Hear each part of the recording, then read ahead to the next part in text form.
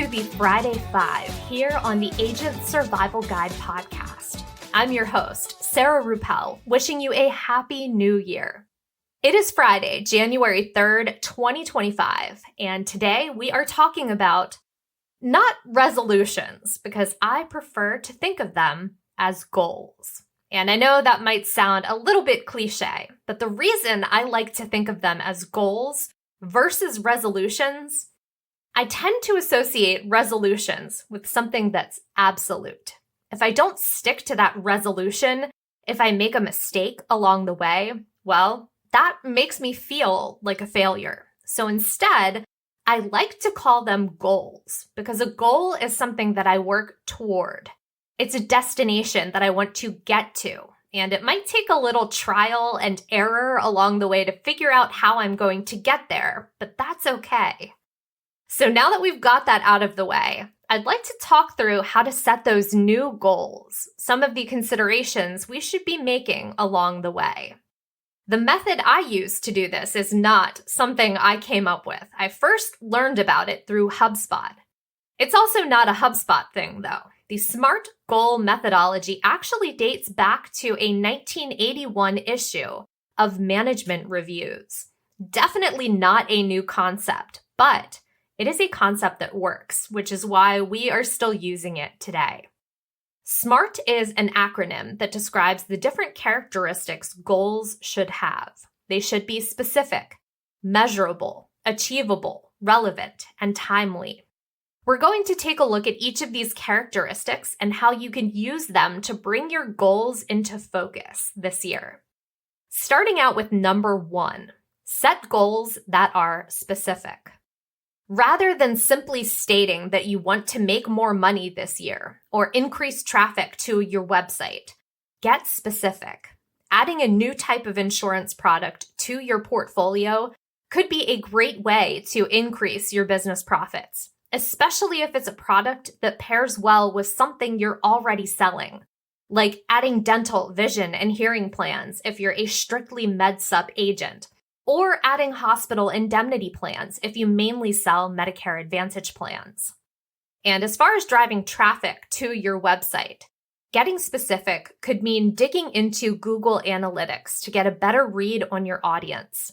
Find out where they're coming to your website from. And if it's a social media site, make sure you've got an active presence there. Learn how to speak to them more effectively based on the demographics you learn about them. Maybe it's time to take a look at your website design and readability. Maybe rethink some navigation elements. Number 2, set goals you can measure. If you can't measure a goal, how can you tell when you've reached it? And this is not a rhetorical question. The answer is that you can't. Going back to our previous example, website traffic goals can easily be measured in Google Analytics. A quick comparison from year to year, or even the current month to the previous month, can measure your progress and provide proof that what you're doing is working. You can track a 20% increase in traffic, a 5% increase in conversions, or a 3% decrease in bounce rate, just to name a few examples. When it comes to sales, maybe it's an overall 2% increase in sales from the previous year. Or it could be writing 4 more policies each month this year than you did last year. You want some sort of unit of measurement included in there, whether it's a dollar amount, a percentage that increases or decreases, the number of users, and so on. Just make sure you have the means to measure whatever that unit happens to be. If you can't, then it's not the SMART goal for you. Now, measurability goes hand in hand with the next characteristic on our list. Number 3, set goals that are achievable. Yes, that's right. You want to be able to achieve your goal. It might sound silly, but just because a goal is specific and measurable, it doesn't necessarily mean that it's achievable. Consider whether your goal is realistic. If you sell Medicare Advantage and you're setting monthly goals for sales, does it really make sense to have the same goal for each month? No. It would make more sense to have smaller goals for the months outside of annual enrollment and larger goals during the annual enrollment period. Also, consider if reaching your goal is likely to happen. If you got 35,000 page views per month last year, you wouldn't set a goal of doubling that amount of traffic without a significant campaign or series of events to push traffic to your site. Moving on to number 4, set goals that are relevant. It's specific, measurable, and achievable, but is it relevant? Is your goal going to move your business forward by providing insight or meeting a need? Consider these 2 goals. I want to increase traffic to my website by 10% in 2025. I want to increase Instagram subscribers by 10% in 2025. While both goals are specific, measurable, and achievable, depending on the overall goal of your business, they may or may not be relevant. Is there a correlation between website traffic and conversions for your business? If so, then increasing traffic to your website should also increase conversions. Does an increase in subscribers yield your business anything other than brand awareness? Does it move traffic to your website? While this might be a smart goal for your social media team, it might not be a smart goal for your overall business. Let's visit that Medicare Advantage example again. If you're setting smart production goals for the first 3 quarters of the year, Medicare Advantage production probably shouldn't be at the top of any of your 3 lists. But in Q4, it should be because of when AEP falls. Number 5, set goals that are timely. Give yourself a time frame. When do you hope to achieve your goal by?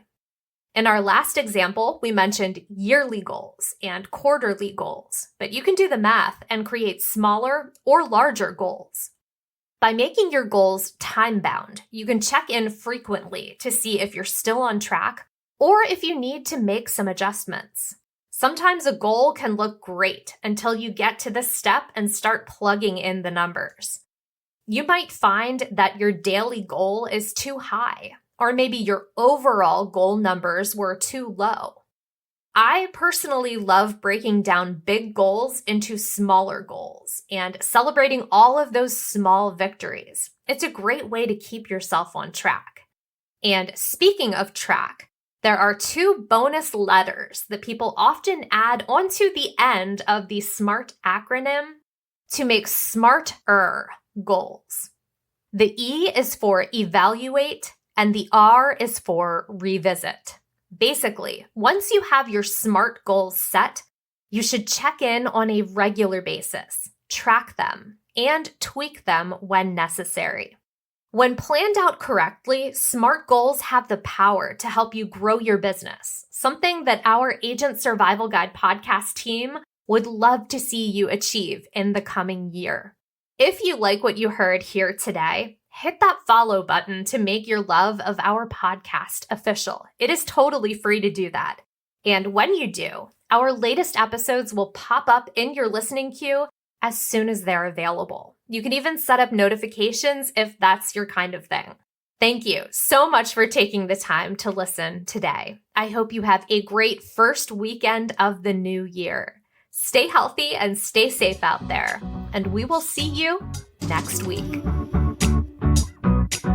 The Agent Survival Guide podcast is a production of Ritter Insurance Marketing, an integrity company. This episode was written and produced by me, Sarah Ruppel. Script editing and fact check by Tina Lamoureux. Podcast design by Urban Rivera. Artwork by Vivian Zhao. Follow along with us wherever you like to listen.